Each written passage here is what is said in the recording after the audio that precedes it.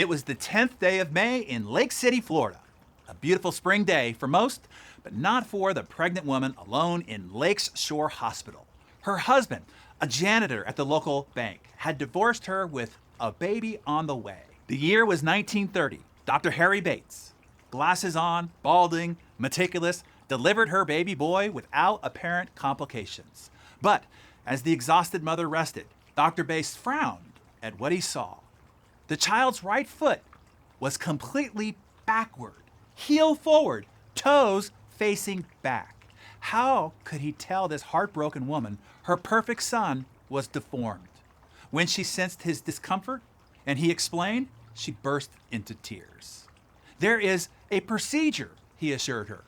What he didn't say is that it required specialized orthopedic surgery by experts not found within 100 miles of their tiny town. Whatever treatment this impoverished child received would fall to a family doctor with limited orthopedic experience.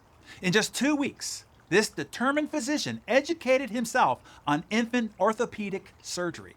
The procedure demanded precision, severing the pencil-sized fibula and tibia, rotating the foot forward, all while preserving critical blood supply. Dr. Bates performed it perfectly. The boy would stand perhaps, but never run. He might someday walk. The grateful mother in that shabby house on Madison Street compensated with love what the doctor might have lacked in expertise. The boy's foot grew stronger because he spent hours kicking a football onto his roof and catching it as it fell. A block away stood Columbia's High's football field. Soon the boy was retrieving stray balls, kicking him back over the fence with surprising accuracy. Years later, when he showed up for kicker tryouts, imagine the surprise of the team physician, Dr. Harry Bates himself. That backward foot would kick winning goals for the University of Arkansas, and then for 10 years in the NFL with the Cardinals and the Giants. He led the league in 1959, hitting 20 of 29 field goals. Between seasons, he taught history, having earned his master's degree. Then that voice became one of the most recognized in all America. The malformed child from the one-parent household in Lake City grew up to become Pat Summerall.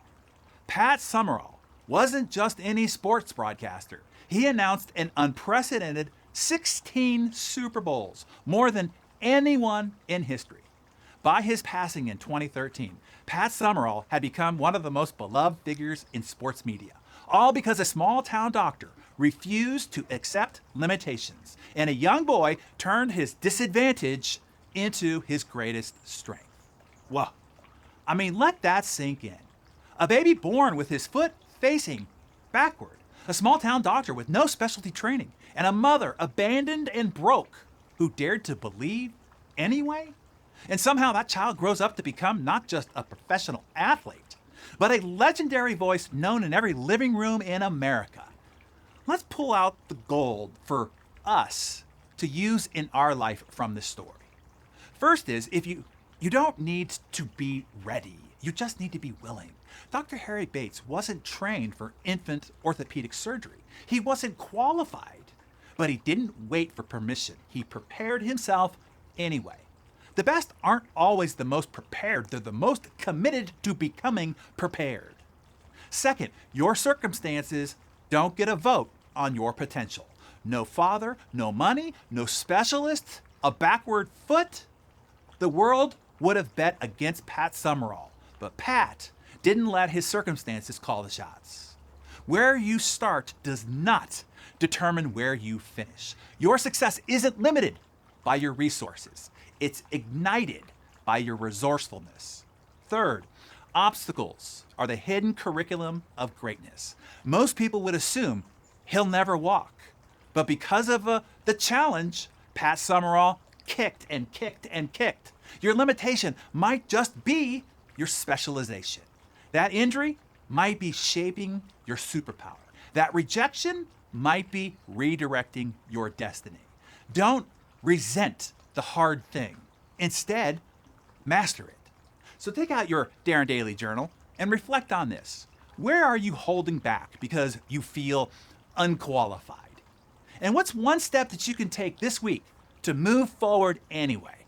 What quote unquote limitation in your life could you train into a strength? Be specific. Flip the script.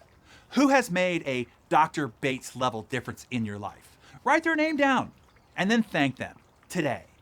Pat Summerall could have been just another sob story, but instead he became a success story, a legacy, a voice heard across generations. All because a small town doctor said yes when it mattered most, and a young boy kicked past his excuses.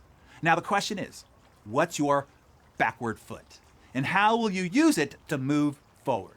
Share your answer with us in the comments below.